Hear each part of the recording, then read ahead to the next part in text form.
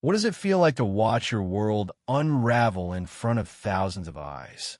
I stood in the back of the auditorium, phone propped on a tripod, live streaming my wife Sarah's law school graduation for our family across the country. The crowd buzzed with anticipation, caps and gowns swaying like a sea of black waves. Sarah, my wife of 7 years, was about to take the stage as valedictorian. Her speech was the culmination of 3 grueling years late nights, endless coffee, and sacrifices we'd both made. I was proud, or at least I thought I was, until her words shattered everything. The auditorium lights dimmed, and Sarah stepped to the podium, radiant in her gown, her dark hair catching the spotlight. She looked every bit the woman I'd fallen for: fierce, brilliant, unstoppable. The phone screen glowed softly, showing the live feed.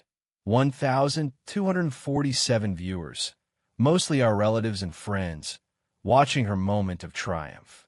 She began her speech with poise, her voice steady yet warm, recounting her journey through law school. The audience hung on her every word, and I felt a swell of admiration. This was her day, her victory. But then, her tone shifted, softening in a way that felt too intimate for the room. "I wouldn't be here without the support of someone very special," she said, her eyes scanning the crowd, not landing on me. "Jaime, you've been my rock, my confidant, my everything. Thank you for believing in me when I doubted myself." The auditorium erupted in polite applause, but I froze. Jaime? Who the hell was Jaime? "My name is Michael." The live stream counter ticked up 1,892 viewers now. Comments flooded in. "Who's Jaime?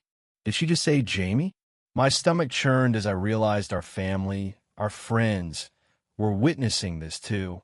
I stood rooted, the phone's red recording light staring back like an unblinking eye. Sarah continued, oblivious, her speech weaving through gratitude and ambition.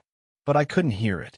My mind raced, piecing together months of late study sessions, her sudden need for space, the way she'd smile at her phone when she thought I wasn't looking. Jaime. The name burned, unfamiliar yet heavy with implication. I wanted to stop the stream, to storm the stage, but my legs wouldn't move.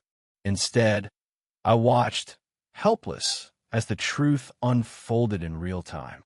The speech ended, and Sarah stepped down to thunderous applause. I fumbled with the phone, ending the stream at 2,314 viewers. My hand shook as I opened the comments. "Michael, you okay? Is Jaime a friend or—" "Oh no, this is bad." I felt exposed, humiliated, the weight of their pity crushing me. I needed answers, but not here, not now. I slipped out of the auditorium, the roar of celebration fading behind me.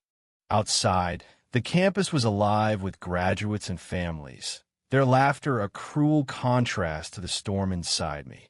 I leaned against a tree, trying to breathe, when a woman approached mid-40s, sharp suit, carrying a bouquet of roses. "You must be Michael," she said, her voice kind but cautious. "I'm Professor Elaine Carter, Sarah's mentor."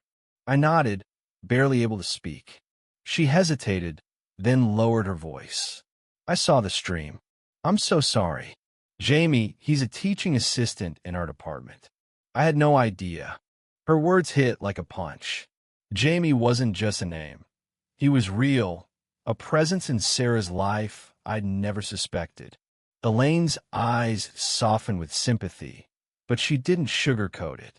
"They've been close for months. I thought you knew."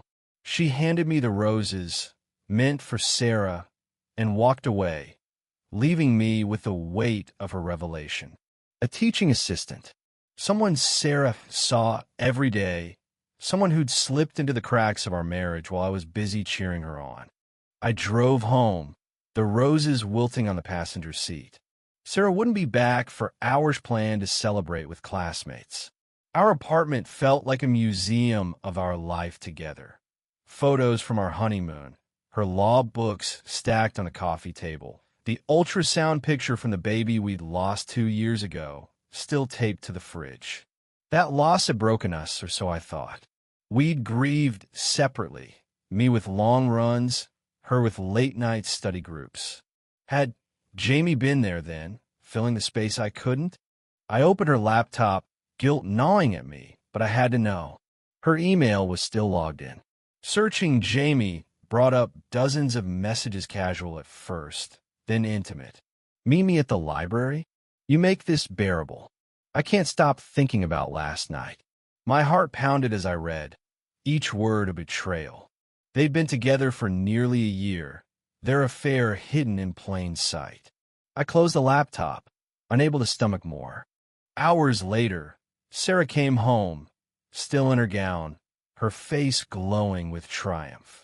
"Michael, you missed the party," she said, then stopped, seeing my expression. "What's wrong?" I didn't speak. I just opened the laptop and showed her the email thread.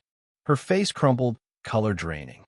"Michael," she started, but I cut her off. "You thanked Jaime, in front of everyone, on a live stream." My voice was calm, too calm, the kind of calm that comes before a storm. She sank onto the couch, hands covering her face. "I didn't mean for it to happen," she whispered. "It just did. He was there when I was falling apart. When we were falling apart." I corrected, my voice breaking. "You could have told me. You could have trusted me." She cried then, raw and unfiltered, but I felt distant, like I was watching someone else's life. She admitted everything. Jaime was a comfort after our miscarriage, a friend who became more. She swore it was over, that she'd ended it weeks ago, but the emails told a different story. I left that night, crashing at a friend's place. The next morning, my phone buzzed with notifications, family members, friends, even strangers who'd seen the stream. Some offered support. Others sent cruel memes about my cheating wife. I turned it off, needing silence. But silence brought questions. Could I forgive her? Did I even want to? Our marriage wasn't perfect, but I believed in it, in us. Now, I wasn't sure what was real. Days later, I met Elaine again, this time at a coffee shop. She wasn't just Sarah's mentor. She'd been through a divorce herself, years ago. "You don't have to decide now," she said, stirring her coffee. "But ask yourself, is this about Jaime, or is it about what you two stopped giving each other?" Her words lingered, forcing me to confront the truth. Sarah's affair was a betrayal, but our distance had laid the groundwork. We'd stopped talking, stopped seeing each other, long before Jaime. I met Sarah a week later, in our empty apartment. She looked broken, her eyes red from crying. "I'll do anything to fix this," she said. I wanted to believe her, but trust is a fragile thing, and ours was in pieces. We talked for hours, not just about Jaime, but about the miscarriage, the silences, the dreams we'd buried. It wasn't a resolution, but it was a start, a raw, honest start. Months later, we're still navigating the wreckage. Some days, I see the woman I married. Others, I see Jaime's shadow. The live stream exposed more than her affair. It exposed user flaws, our failures, our humanity. Forgiveness is a choice, not a feeling, and I'm still choosing. But I know one thing: love, even when it hurts, is worth fighting for. Because in the end, it's not about the applause or the betrayal, it's about the quiet moments when you decide to stay or walk away and keep going.